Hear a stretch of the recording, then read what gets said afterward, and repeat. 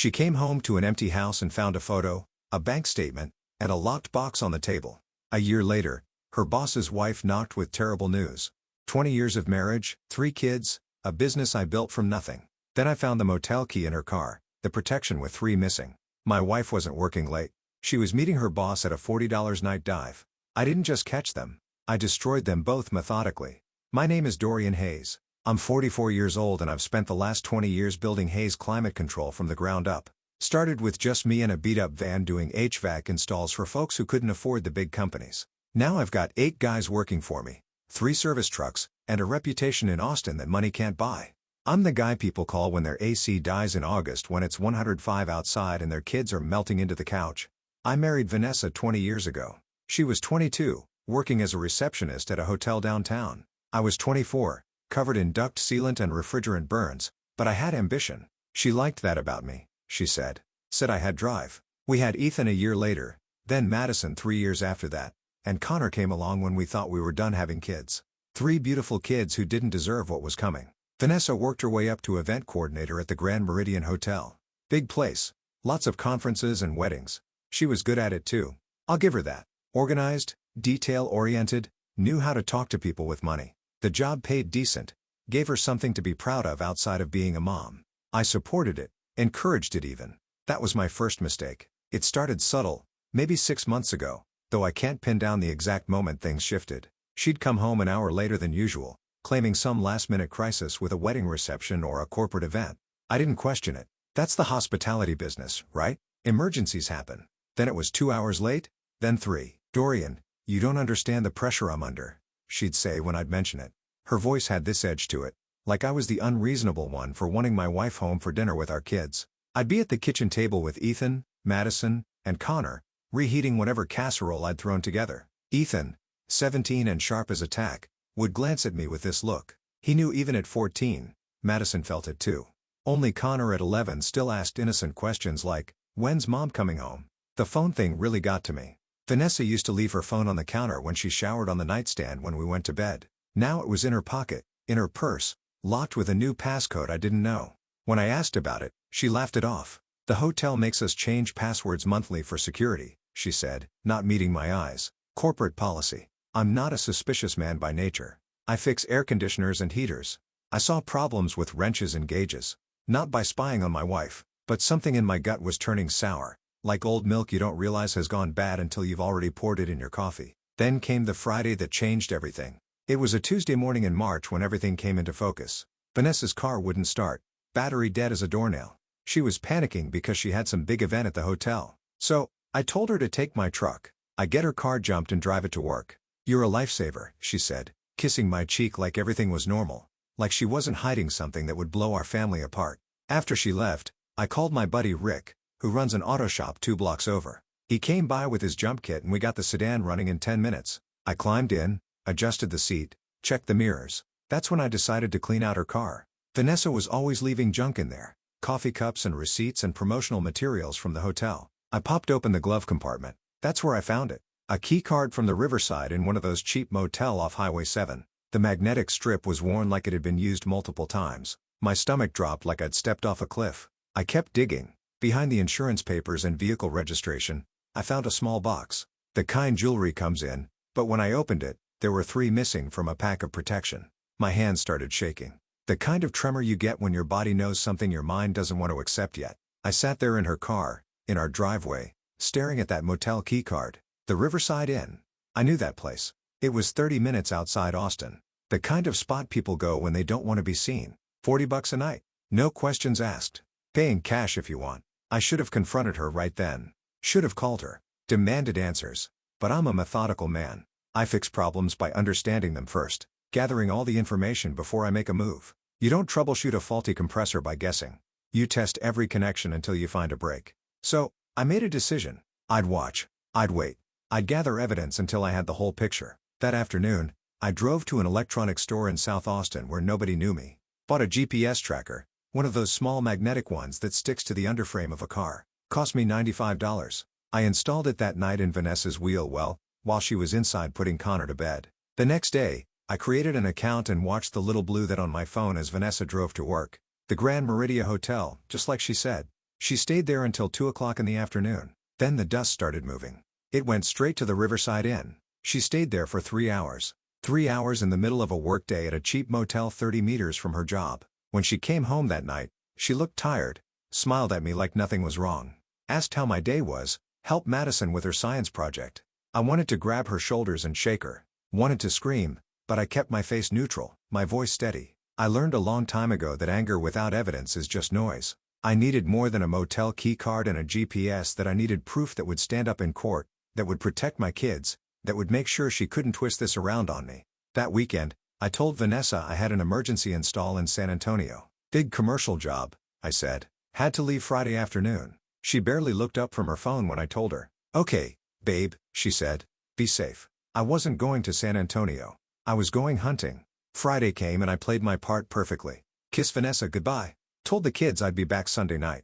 Threw my duffel bag in the work van like I was heading to San Antonio. But I only drove 15 miles before pulling into a truck stop where my friend Tom was waiting with his Ford Explorer. Tom and I went back to high school. Played football together.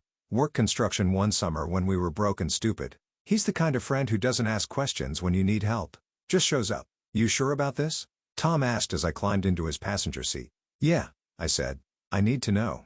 We drove back toward Austin, staying off the main roads. I had my phone open, watching that blue that represented Vanessa's car. She left the hotel at 6:30, right on schedule, but she didn't head home.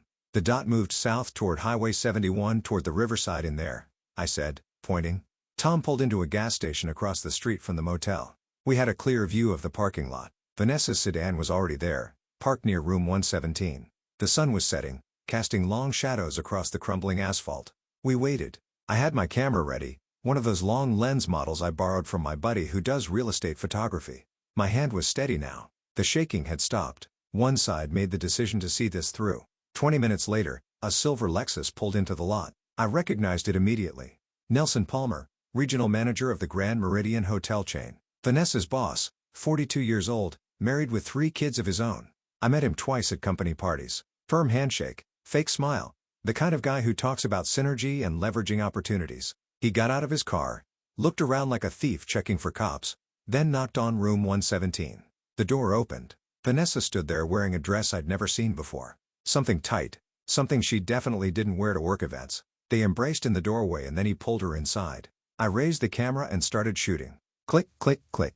The shutter sound was the only noise in Tom's truck besides my breathing. Jesus, Dorian, Tom muttered. I'm sorry, man. I didn't respond. I just kept taking pictures. Nelson's Lexus, the room number, the timestamp on my camera. Evidence. Cold, hard, undeniable evidence. They stayed in there for 2 hours and 43 minutes. I know because I timed it. When they finally came out, Vanessa was laughing at something he said. He grabbed her waist, pulled her close, kissed her right there in the parking lot under the buzzing neon sign. I got that on camera too. After Nelson drove away, Vanessa stood by her car for a minute, checking her phone. Then she got in and headed home. I track her on GPS the whole way. What now? Tom asked as we drove back to his place. Now I call someone, I said. I pulled out my phone and scrolled through my contacts until I found the number I've been holding on to for 3 days. Rachel Palmer, Nelson's wife. I'd gotten her number from the company directory Vanessa had left on her desk at home. I didn't want revenge. I wanted justice. And Rachel deserved to know the truth just like I did. I hit dial. Rachel Palmer answered on the 3rd ring. Her voice was cautious, professional. Hello, Mrs. Palmer. My name is Dorian Hayes, I said, keeping my voice steady. I'm calling because I have information about your husband that you need to know. There was a long pause. Then what kind of information? The kind that involves my wife, Vanessa Hayes. She works under Nelson at the Grand Meridian. They've been meeting at the Riverside and off Highway 71. I have photographs, GPS logs, timestamps. I thought you deserved to know before I file for divorce. The silence on the other end stretched so long I thought she'd hung up. Then I heard her take a shaking breath. Send me everything, she said. Her voice had gone cold, hard as steel. I want to see it all. I emailed her the photos that night. Every single one. Rachel called me back an hour later. How long? She asked. I don't know for sure. I found evidence going back at least 4 months, but it could be longer. Nelson told me he was working late on regional reports, she said, and I could hear the bitterness in her voice. Tuesday and Thursday nights, sometimes Fridays, said he had to travel to inspect properties. I believed him. Vanessa told me the same thing about event emergencies. Rachel was quiet for a moment. Then she said, I'm a family law attorney, Mr. Hayes. I know exactly how to handle this, but I need your help. If we coordinate our divorces, present our evidence together, we can make sure they don't walk away clean. What do you have in mind? I asked. Meet me Monday morning. I'll bring my private investigator. We're going to bury them both. Monday morning, I met Rachel at a coffee shop in Round Rock, far enough from Austin that we wouldn't run into anyone we knew. She was 37, blonde, sharp-eyed, and she looked like she hadn't slept in days. Her investigator was a woman named Diane, mid-50s ex-cop with a no-nonsense attitude. Here's what we've got, Rachel said, spreading photos across the table. Her investigator had been busy. There were pictures of Nelson and Vanessa at restaurants, walking into the motel, even one of them at a park near the lake, holding hands like teenagers. How long have you been watching them? I asked. 3 weeks, Diane said. Rachel hired me after she found hotel receipts that didn't match Nelson's stories. We've documented 14 separate meetings. Rachel pulled out another folder. This is the financial analysis. Nelson's been using our joint credit card to pay for the motel rooms, dinners, gifts, $23,000 over the past 6 months. I've already frozen our accounts. Vanessa's been more careful. I said she's been using cash, but I found withdrawals from our savings that don't add up. Small amounts. 100 here, 200 there. Adds up to about 8,000. We'll use it all. Rachel said both of you will file for divorce simultaneously, citing adultery with evidence. In Texas, that matters. It affects property division, spousal support, everything. They won't see it coming. I looked at this woman, this stranger who become my unlikely ally, and felt something shift. I wasn't alone in this anymore. We were two people who'd been betrayed, and together we were going to make sure there were consequences. When do we file? I asked. Friday, Rachel said. Give me 4 more days to finalize everything. Then we hit them both at once. I shook her hand. It was the handshake of 2 soldiers going into battle together. The days between Monday and Friday moved like molasses. I went through the motions at work, installing air handlers, and checking refrigerant levels while my mind churned through what was coming. At home, I played the beautiful husband, made dinner, helped Connor with his math homework, asked Vanessa about her day like I didn't know she was lying through her teeth. Wednesday night, she came home late again, 11:30, smelling like hotel soap and guilt. Big corporate event, she said, kicking off her heels in the entryway. Product launch for some tech company. It ran way over. I was sitting at the kitchen table with a beer I hadn't touched. Must have been exhausting. You have no idea, she said. And the casual way she lied to my face made my blood simmer. But I kept my expression neutral. Thursday morning, I started moving my things. Not everything. Just what mattered. I rented a storage unit across town under my business name. Loaded up my tools, my fishing gear, the photo albums from before Vanessa poisoned everything. My dad's old pocket watch he gave me before he died. The deed to the land my grandfather left me in Bastrop County. The 50 acres Vanessa didn't know was solely in my name. I've been careful over the years. When I started Hayes Climate Control, I'd set it up as a sole proprietorship. Vanessa wasn't on any of the business accounts. Never had been. The company trucks, the equipment, the commercial contracts, all of it was protected. My lawyer, Carl Brennan, had confirmed it Tuesday afternoon. Your business assets are separate property. Carl had set his office downtown. As long as you can show she had no involvement in building the company, the court can't touch it. She didn't. I'd said she worked at the hotel the whole time. Never lifted a finger for Hayes Climate Control. Thursday night, I went to Tom's apartment and dropped off 2 duffel bags of clothes, my laptop, and a box of documents. Rachel Palmer had given me a checklist, bank statements, tax returns, evidence of honest spending, proof of my income, everything organized in manila folders like we were preparing for war. Because we were. You ready for tomorrow? Tom asked, handing me a beer. Yeah, I said.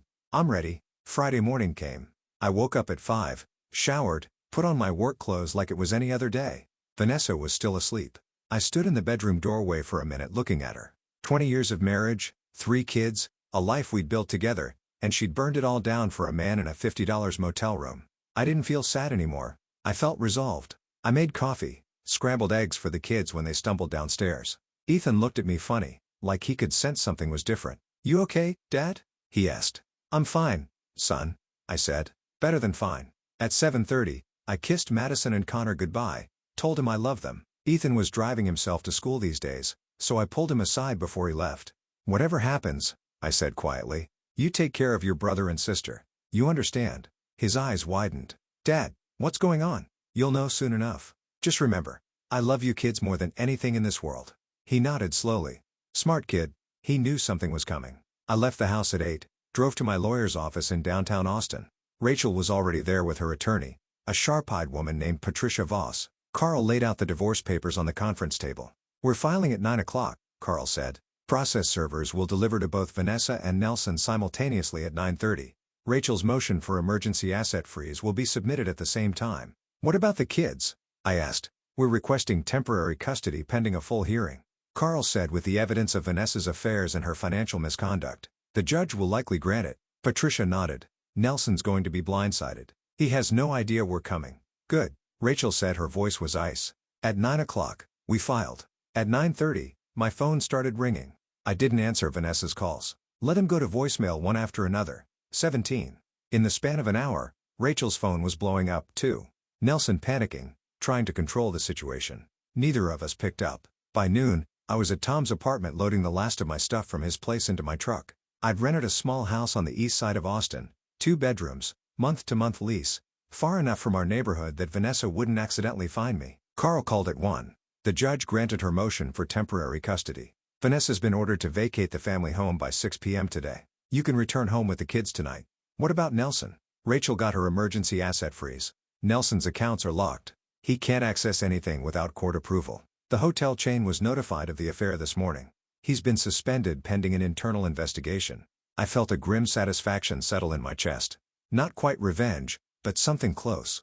Justice, maybe. At 3 o'clock, I drove back to the house. The kids would be home from school soon. I needed to be there when they arrived. When I pulled into the driveway, Vanessa's car was gone. The front door was unlocked. I walked through rooms that suddenly fell hollow. She'd taken some clothes, her jewelry, personal items, left everything else. On the kitchen table, I left 3 things for her to find when she came back for more of her belongings. A photograph, one I'd printed from the surveillance at the riverside, and her and Nelson kissing in that parking lot. Next to it, a bank statement showing the $8,000 she'd withdrawn from our savings, and finally, a locked metal box containing copies of every piece of evidence we had. Motel receipts, GPS logs, the divorce papers. I didn't leave a note. The evidence spoke for itself. At 3:30, the school bus dropped off Connor and Madison. They came running in and I caught them both in a hug. "Dad," Connor said, "what are you doing home?" "I'm here to stay, buddy," I said. "Where's your mom?" Madison asked, looking around. "She's staying somewhere else for a while," I said carefully. "We need to have a family meeting when Ethan gets home." Ethan walked in 20 minutes later, took one look at my face and knew. We all sat in the living room, the 4 of us. I'd rehearsed this conversation in my head 100 times, but nothing prepared me for the look in their eyes. "Your mom and I are getting divorced," I said. "No point sugarcoating it. She made some choices that hurt our family. I have custody of you 3. You'll be living here with me." "Is it because of our boss?" Ethan asked quietly. My head snapped up. "What? I saw them?" Ethan said. His voice was shaking. 3 months ago, I was downtown with friends and I saw Mom's car at a motel. I saw her with some guy. I didn't know what to do." Madison started crying. Connor looked confused. I pulled Ethan into a hug and he broke down sobbing. "It's not your fault," I said fiercely. "None of this is your fault. You hear me? I should have told you." Ethan choked out. "No," I said, "this is honor. Not you. Never you." We sat there together. My 3 kids and me holding on to each other while the life we'd known shattered around us. But we'd survive this. We'd rebuild because that's what families do when they're tested. That night after I got the kids settled, I sat alone in the kitchen. Vanessa never came back to the house. Around midnight, my phone buzzed. A text from Rachel Palmer. "Nelson served.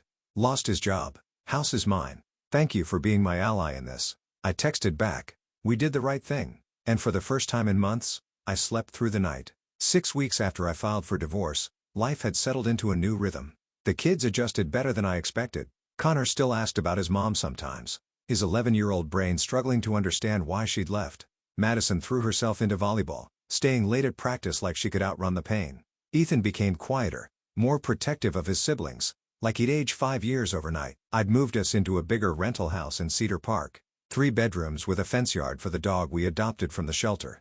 A black lab mix named Diesel that Connor picked out. The kid needed something to love that wouldn't let him down. Work kept me busy. Hayes Climate Control was booming. Turned out people respected a man who handled his business with dignity. Word spread about the divorce and somehow my client list grew.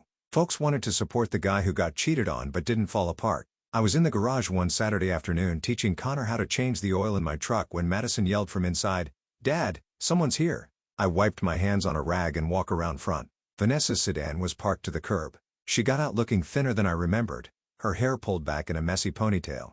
dark circles on her eyes. She'd aged in 6 weeks. "Dorian," she said. Her voice shook. "Can we talk?" "No," I said. "Anything you need to say goes through my lawyer." "Please," she said, and tears started falling. "Just 5 minutes. I need you to understand." Connor came out of the garage, saw his mother, and froze. Vanessa's face lit up. "Connor, baby," she started toward him. "Go inside, son," I said firmly. Connor looked between us, then ran into the house. "You're turning my children against me," Vanessa said, her voice rising. "I'm not doing anything." I said, "You did this yourself. You chose Nelson Palmer over your family. You don't get to come here and play victim." "It was a mistake," she said. I was confused. The attention, the excitement, it made me feel young again. But it's over. Nelson and I were done. Rachel took everything from him. He's broken, Dorian. And I realized I don't want him. I want you. I want our family back. I stared at her like she'd lost her mind. "You want me back? Because Nelson's broke. Because his wife destroyed him and now he's got nothing to offer you." "That's not what I meant." "Get off my property," I said. My voice was cold level. "You made your choice when you met him in that motel. When you lied to our kids' faces. When you stole money from our savings to fund your affair. You don't get to come crawling back because your backup plan fell through." "I love you," she sobbed.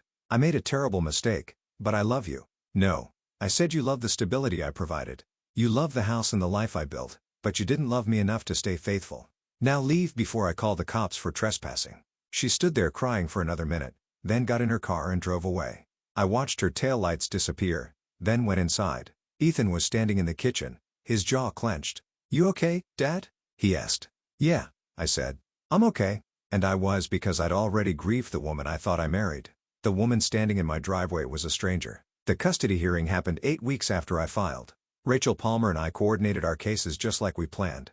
Her divorce from Nelson was brutal, public, and decisive. She got the house, full custody of their kids, and alimony that would keep Nelson working until he was 70. My case was different. Vanessa fought me. She hired a lawyer, some guy named Richard Kemper, who specialized in making wrong spouses look like victims. He tried to paint me as controlling, claimed I'd Vanessa, driven her into Nelson's arms by being emotionally unavailable. Carl demolished him. "Mr. Hayes worked 60-hour weeks building a business that supported his family," Carl said in court, standing before Judge Patricia Bradford. "He coached his son's little league team. He attended every school event. Meanwhile, Mrs. Hayes was spending $8,000 of her savings on motel rooms and gifts for her lover. That's not a woman who was neglected.